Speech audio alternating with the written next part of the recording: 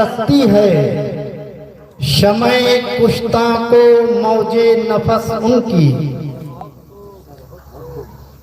جلا سکتی ہے شمع کشتہ کو موج نفس ان کی۔ الہی کیا چھپا ہوتا ہے اہل دل کے سینوں میں، الہی کیا چھپا ہوتا ہے اہل دل کے سینوں میں۔ تمنا درد دل کی ہو تو کر خدمت فقیروں کی، تمنا درد دل کی ہو تو کر خدمت فقیروں کی۔ نہیں ملتا یہ گوہر بادشاہوں کے خزینے سے۔ نعرہ تکبیر، نعرہ رسالت، شہزادہ استاذ العلماء، نعرہ تکبیر، نعرہ رسالت۔ آپ کو غب سے تمنا درد دل کی ہو تو کر خدمت فقیروں کی، نہیں ملتا یہ گوہر بادشاہوں کے خزینے سے۔ اور نہ پوچھ ان خرقہ پوشوں کو ارادت ہو تو دیکھ ان کو، نہ پوچھ ان خرقہ پوشوں کو ارادت ہو تو دیکھ ان کو۔ ید بیضا لیے بیٹھے ہیں اپنی آستینوں میں، لیے بیٹھے ہیں اپنی آستینوں میں، اور ہمارے دین کی حقانیت کے دونوں شاہد ہیں، ہمارے دین کی حقانیت کے دونوں شاہد ہیں۔ معین الدین اجمیری، محی الدین جیلانی، معین الدین اجمیری، محی الدین جیلانی۔ اور نگاہ ولی میں وہ تاثیر دیکھی، نگاہ ولی میں وہ تاثیر دیکھی کہ بدلتی ہزاروں کی تقدیر دیکھی، بدلتی ہزاروں کی تقدیر دیکھی۔ حضرات گرامی، ہم نے قرآن مقدس کی جس آیت مبارکہ کی تلاوت کا شرف حاصل کیا، رب کائنات اپنے مقدس کلام میں ارشاد فرماتا ہے ان اولیاء الا المتقون، اور بے شک اولیاء کرام ہی پرہیزگار ہوتے ہیں۔ حضرات اسی آیات کی روشنی میں سماعت کریں، ہم نے قرآن مقدس کی جس چمکتی ہوئی آیت مبارکہ کی تلاوت کا شرف حاصل کیا، اسی آیات کی روشنی میں آپ سماعت کریں کہ ولی کے لغوی معنی ایسا انسان جو خدا تعالیٰ کے قریب ہو، ولی کے معنی سرپرست، ولی کے معنی مربی، ولی کے معنی دوست، ولی کے معنی رفیق و شفیق۔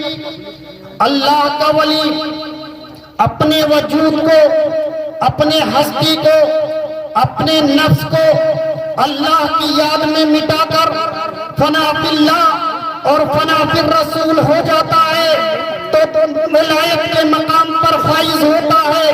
تو اس ولی کی یہ کیفیت ہوتی ہے کہ بظاہر آنکھیں ولی کی ہوتی ہیں، دیکھنا خدا کا ہوتا ہے، بظاہر کان اس کے ہوتے ہیں، سننا خدا کا ہوتا ہے، زبان اس کے ہوتے ہیں، بولنا خدا کا ہوتا ہے، ہاتھ اس کے ہوتے ہیں، قوت خدا کی ہوتی ہے، پیر اس کے ہوتے ہیں، چلنا خدا کا ہوتا ہے، اشارہ ولی کا ہوتا ہے، کام خدا کا ہوتا ہے۔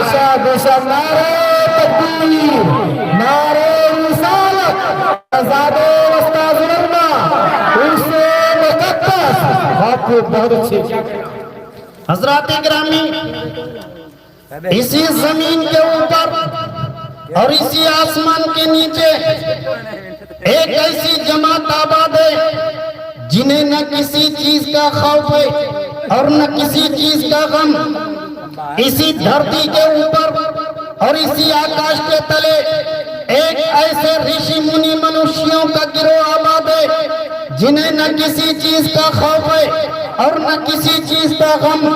ذہنوں میں سوال اٹھتا ہے کہ آخرکار وہ جماعت کون سی جماعت ہے، وہ گروہ کون سا گروہ ہے جنہیں نہ کسی چیز کا خوف ہے اور نہ کسی چیز کا غم، جبکہ ہم دیکھتے ہیں کہ اسی دنیا کے اندر ایک جماعت ہے دوسری جماعت سے ڈرتی ہے، ایک گروہ دوسرے گروہ سے ڈرتا ہے، ایک پارٹی دوسرے پارٹی سے ڈرتا ہے، ایک غریب ہے جو امیر سے ڈرتا ہے، ایک کمزور ہے جو طاقتور سے ڈرتا ہے، ایک مظلوم ہے جو ظالم سے ڈرتا ہے، ایک مزدور ہے جو کاریگر سے ڈرتا ہے، کاریگر ہے جو سپروائزر سے ڈرتا ہے، سپروائزر ہے جو بلڈر سے ڈرتا ہے، بلڈر ہے جو انجینئر سے ڈرتا ہے، انجینئر ہے جو قانون ساز سے ڈرتا ہے۔ آخرکار وہ جماعت کون سی جماعت ہے جنہیں نہ کسی چیز کا خوف ہے نہ کسی چیز کا غم، وہ گروہ کون سا گروہ ہے جسے نہ کسی چیز کا خوف ہے اور نہ کسی چیز کا غم؟ ایک فٹ پاتھ پر زندگی گزارنے والا جھوپڑے میں رہنے والے سے ڈرتا ہے، جھوپڑے میں رہنے والا مکان میں رہنے والے سے ڈرتا ہے، مکان میں رہنے والا فلیٹ میں رہنے والے سے ڈرتا ہے، فلیٹ میں رہنے والا بنگلے میں رہنے والے سے ڈرتا ہے، بنگلے میں رہنے والا تاج محل والے سے ڈرتا ہے، تاج محل میں رہنے والا راج محل والے سے ڈرتا ہے۔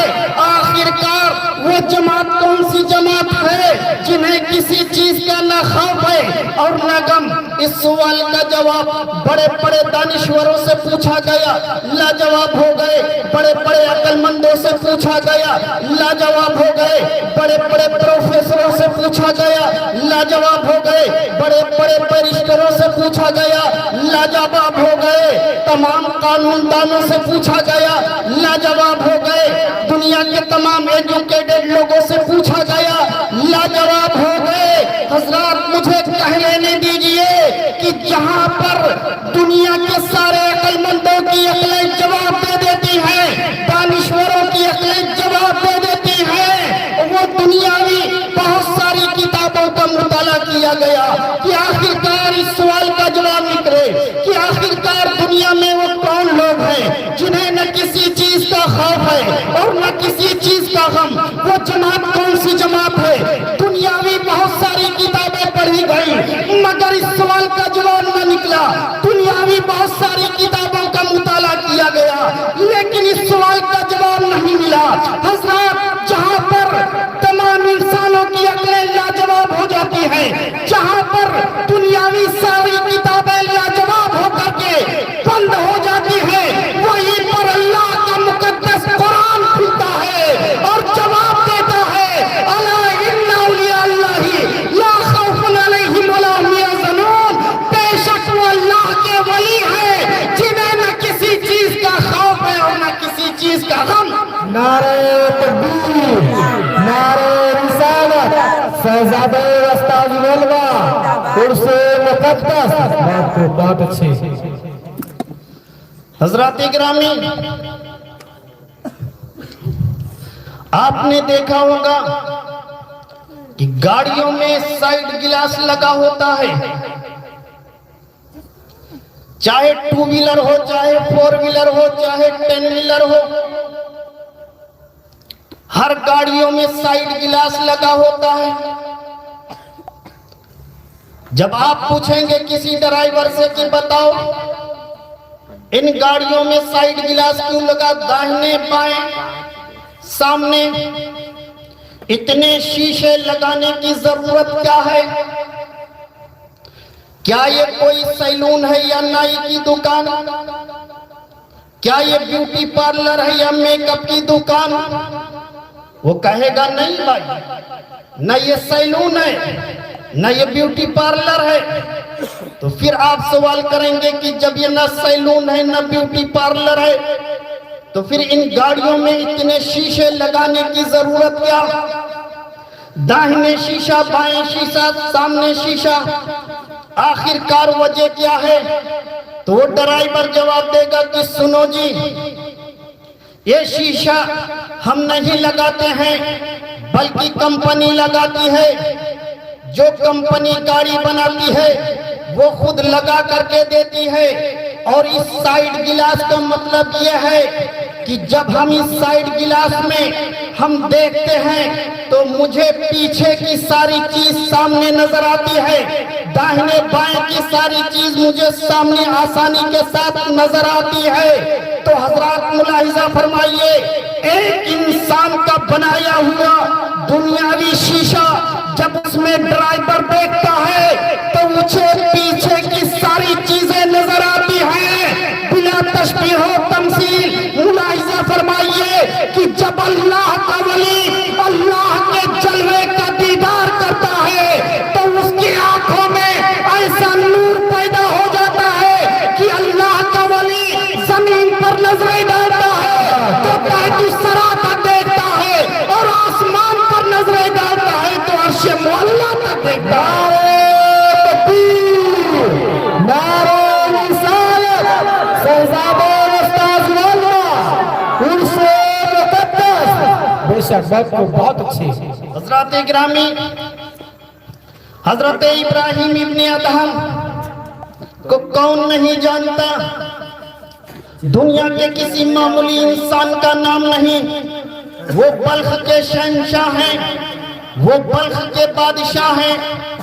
حضرت ابراہیم ابن ادہم کے قلب و جگر میں جب خوف خدا داخل ہوا، آپ کے سینے میں جب نور الہی معجزن ہوا، تو حضرت ابراہیم ابن ادہم شاہی تاج اتار کر، شاہی لباس اتار کر رکھ دیتے ہیں، اور جسم پر ایک فقیرانہ لباس پہن کر تخت و تاج کو ٹھوکر مار کر بیابانوں میں جنگلوں کی طرف نکل پڑتے ہیں۔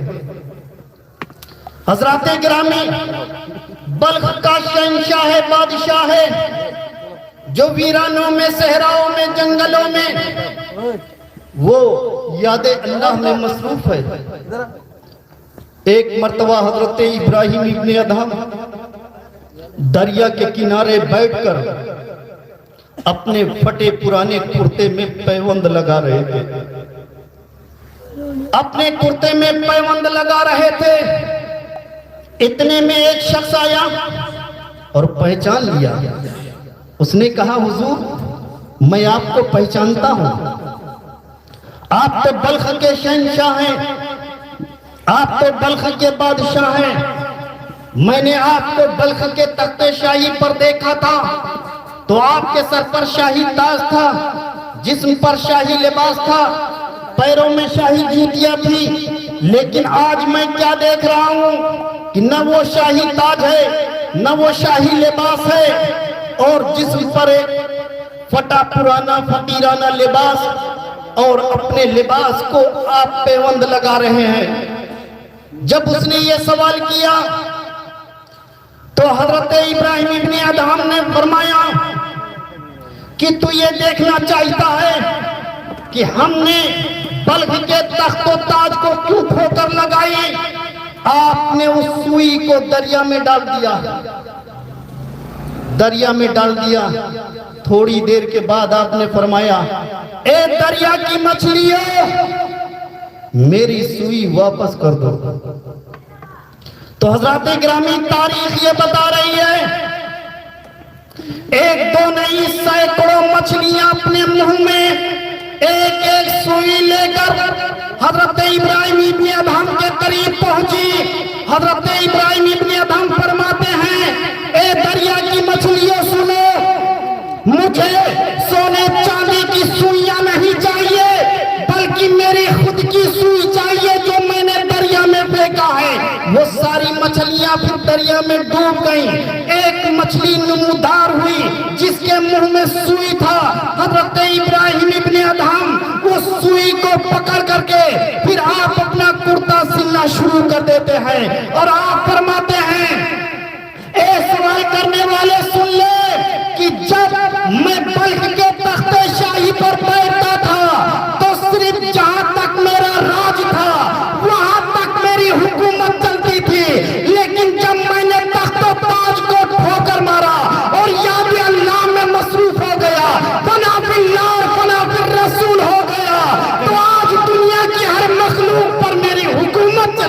دنیا کی ہر مخلوق پر میری حکومت چل رہی ہے۔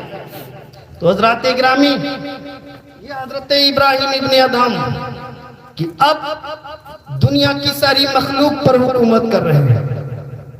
حضرات گرامی، حضور سیدنا غوث اعظم رضی اللہ تعالیٰ عنہ کے صاحبزادے جن کا نام سید ضیاء الدین ابو نصر رحمت اللہ تعالیٰ علیہ، وہ فرماتے ہیں کہ میں نے اپنے والد محترم حضور سیدنا غوث اعظم رضی اللہ تعالیٰ عنہ سے سنا، آپ نے فرمایا کہ ایک مرتبہ دوران سفر میں ایک ایسے بیابان میں پہنچا جہاں پانی کا نام و نشان نہ تھا،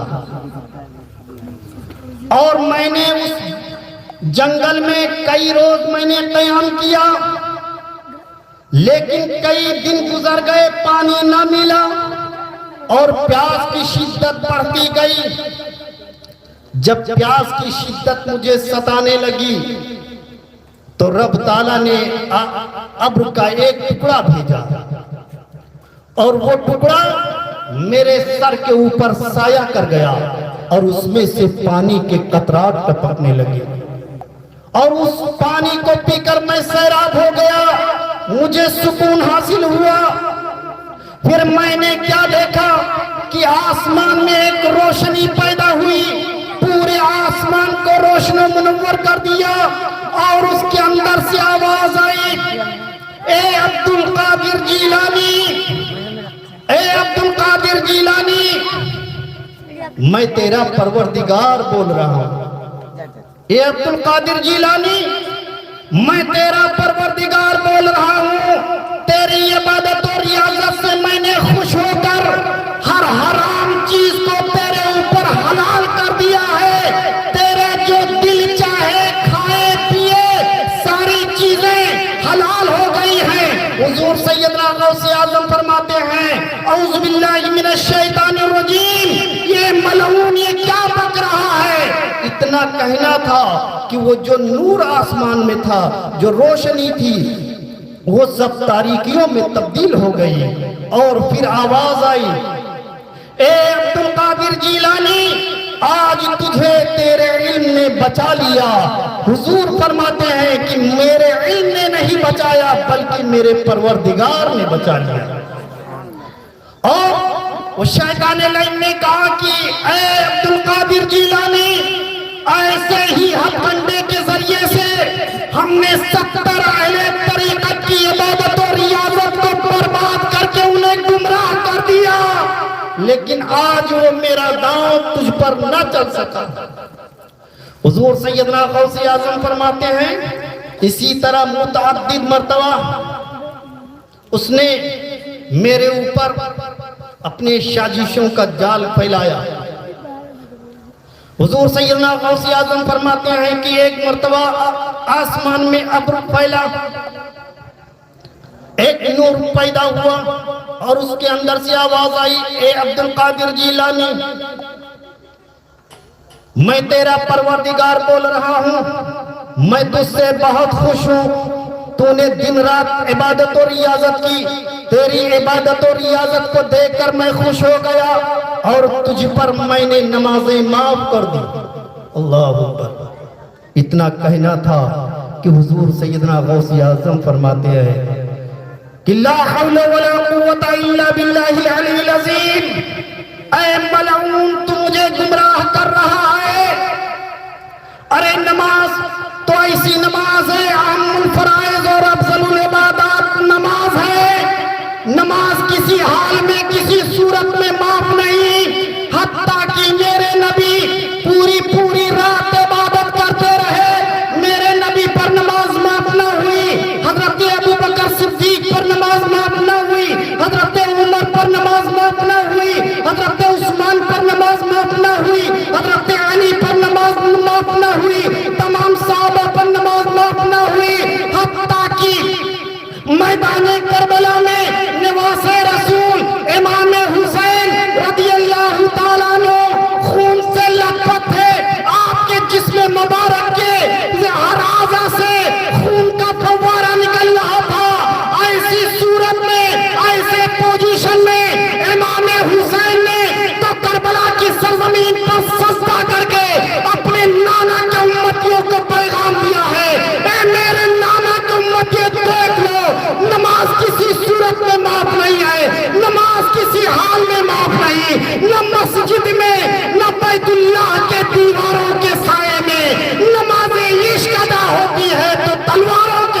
नारे तकबीर, नारे रिसालत, शहजादे उस्ताजुल उलमा, उर्से मुक़द्दस, नारे रिसालत।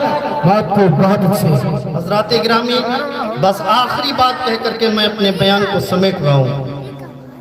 एक मरतबा दरूद शरीफ का नजराना अल्लाहुम्मा सल्ली अला सय्यिदना शफीना हबीबना मौलाना सैयदना मौलाना मुहम्मद बारिक वसल्लम सल्लल्लाहु या रसूलुल्लाह सल्लल्लाहु सलातु व सलाम अलैका या रसूलुल्लाह सल्लल्लाहु तआला अलैहि वसल्लम।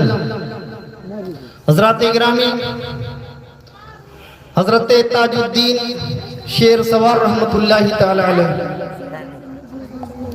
आपने आबादी को छोड़कर नारनौल के जंगल में आपने क़याम फरमाया, और अल्लाह का वली जो भी होता था वो आबादी से बाहर मैदानों में, सहराओं में, जंगलों में, पहाड़ की घाटियों में इस तरह वो इबादत इलाही में मसरूफ रहते।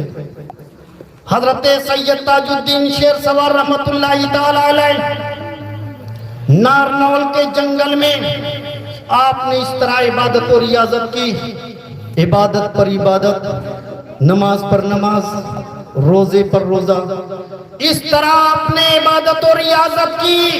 रात दिन आप इबादत इलाही में मसरूफ रहते थे। आपकी इबादत और रियाजत देखकर जंगल के जितने चरिंदे परिंदे थे, जितने जानवर थे, जितने दरिंदे थे, सबके सब ताजुद्दीन शेर सवार रहमतुल्लाहि तआला अलैह के मतियों फरमाबरदार बन गए। हजरत ताजुद्दीन रहमतुल्लाहि तआला अलैह अपने पीर व मुर्शिद हजरत शेख कुतुबुद्दीन रहमतुल्लाहि तआला अलैह से अक्सर व पेशतर मुलाकात के लिए जाते थे। आपके पीर व मुर्शिद हासी शहर में रहते थे। जब अपने पीर व मुर्शिद के पास जाने का इरादा करते तो जंगल से एक शेर तलब करते और उस पर सवार होते, एक सांप का हंटर बनाते और बैठ करके अपने पीर व मुर्शिद की मुलाकात के लिए निकल पड़ते। हजरात गिरामी, जब आप शहर से बाहर ही रहते, शेर को और सांप को छोड़ देते और उसके बाद वहां से पैदल चलकर अपने पीर व मुर्शिद की बारगाह में पहुंचते और कदमबोसी करते। यही आपका मामूल था। लेकिन एक मर्तबा हजरत ताजुद्दीन रहमतुल्लाहि तआला अलैह शेर पर सवार होकर अपने पीर व मुर्शिद की बारगाह में हाजिरी के लिए जा रहे थे कि आपके पीर व मुर्शिद हजरत शेख कुतुबुद्दीन रहमतुल्लाहि तआला अलैह शहर से बाहर एक दीवार पर आप तशरीफ फरमा थे। वजदानी कैफियत तारी थी और हजरत ताजुद्दीन रहमतुल्लाहि तआला अलैह अचानक शेर के साथ अपने पीर व मुर्शिद के सामने पहुंच गए। देखा, फौरन रुके, शेर से नीचे उतरे, दौड़ करके अपने पीर व मुर्शिद के कदम की बोसा लिया और 10 बस्ता नियत बांध कर खड़े हो गए। आपके पीर व मुर्शिद हजरत शेख कुतुबुद्दीन रहमतुल्लाहि तआला अलैह ने फरमाया, ए ताजुद्दीन, तूने एक हैवान को अपनी सवारी बना रखा है, तूने एक जानवर को अपनी सवारी बना रखा है, तूने एक जानदार चीज को अपनी सवारी बना रखा है। ए ताजुद्दीन, अल्लाह के वली की कैफियत ये होती है, अल्लाह के वलियों की शान ये होती है कि अल्लाह का वली बेजान दीवार को अगर हुक्म दे दे तो वो सवारी बन करके चलने लगे। इतना कहना था, जिस दीवार पर शेख कुतुबुद्दीन बैठे थे वो दीवार हिलने लगी, आगे बढ़ने लगी। शेख कुतुबुद्दीन फरमाते हैं, ए दीवार, तुझे सवारी बनने की जरूरत नहीं है, तुझे आगे चलने की जरूरत नहीं है, बल्कि मैं अपने मुरीद को समझा रहा था। फौरन वो दीवार खामोश हो गई, साकित हो गई। तो अल्लाह के वलियों की ये शान होती है। अल्लाह के वलियों से निस्बत रखिए, आप दुनिया में भी कामयाब रहेंगे और आखिरत में भी आपका बोलबाला होगा। حضرات گرامی، منازل الاولیاء فی فضائل الاصفیاء کے حوالے سے حضرت شیخ محی الدین اربلی نے تحریر فرمایا کہ حضور سید عالم صلی اللہ تعالی علیہ وسلم نے حضرت علی اور حضرت عمر کو حضرت ویس قرنی رحمت اللہ تعالی علیہ کے پاس جانے کی وصیت فرمائی اور فرمایا یہ میرا کرتا شریف لو، یہ میرا جبہ لو اور ویس قرنی کو پیش کرنا، میرا سلام کہنا اور کہنا کہ میری امت کی بخشش کے لیے دعا کرے۔ غور فرمائیے، اللہ کے رسول صلی اللہ تعالی علیہ وسلم حضرت علی حضرت عمر سے فرما رہے ہیں کہ خواجہ ویس قرنی سے ملنا تو میرا جبہ پیش کرنا، میرا سلام کہنا اور میری امت کی بخشش کے لیے کہنا کی دعا کریں گے۔ حضرت علی حضرت عمر مدینے سے چلے، ملک یمن پہنچے اور ملک یمن پہنچ کر قرن پہنچے۔ جب آپ کو تلاش کرنے لگے کہ ویسے قرنی، تو لوگ کہتے تھے کون ویس؟ جو دیوانہ ہے، جو مجنون ہے، جو پاگل ہے، تم اس کی بات کر رہے ہو؟ وہ دیکھو کسی چراگاہ میں اونٹ چرا رہا ہوگا، تمہیں اس سے کیا ضرورت ہے؟ حضرت علی حضرت عمر فرماتے ہیں ہم مدینے سے چل کر آئے ہیں، ان سے خاص ملاقات کرنا ہے۔ زمانہ کہنے لگا کہ وہ اس کو سارا زمانہ دیوانہ مجنون پاگل سمجھتا ہے، تم اس مجنون اور پاگل کے لیے کون سا پیغام لے کر کے آئے ہو؟ کہا تم بتاؤ، ہم ان سے ملاقات کریں گے۔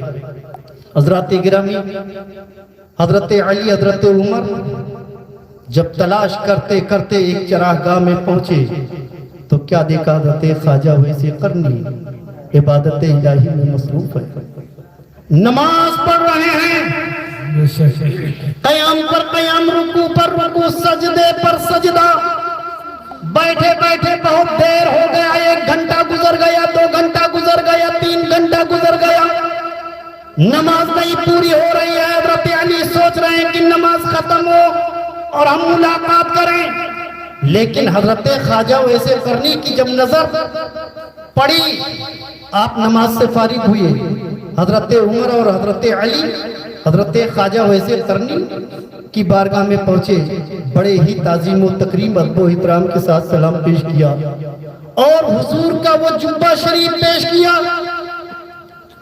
کہ آپ اسے قبول فرمائیے۔ حضور نے آپ کو سلام پیش کیا ہے اور کہا کہ ویس قرنی سے کہہ دو کہ میری امت کی بخشش کے لیے دعا کریں۔ اتنا کہنا تھا، حضرت خواجہ ویس قرنی کی آنکھوں میں آنسو آ گئے، آپ رونے لگے۔ اس جبے کو اٹھا کر کے آپ نے اپنے سر پر رکھا، سینے سے لگایا، بوسہ دیا، آنکھوں سے لگایا اور رو رو کر کے برا حال ہو گیا، اپنے سر کو سجدے میں رکھ دیا اور بارگاہ یزدی میں رو رو کر کے امت محمد کی بخشش کے لیے دعا کر رہے ہیں۔ سے آواز آئی، اے ویس قرنی اپنے سر کو اٹھاؤ، آج تیری دعا سے آدھی امت کو بخش دیا اور آدھی امت کو غوث اعظم کی شفاعت سے بخشوں گا۔ جو تیرے بعد پیدا ہوگا، جو جیلان میں پیدا ہوگا۔ تو حضرات گرامی، حضور سیدنا غوث اعظم اور تمام ولیوں کے مراتب بہت بلند ہے۔ جو کچھ ہم نے اس مختصر سے وقت میں بیان کیا ہے، پروردگار کی بارگاہ میں یہ عریضہ پیش ہے، پروردگار اسے قبول فرما لے۔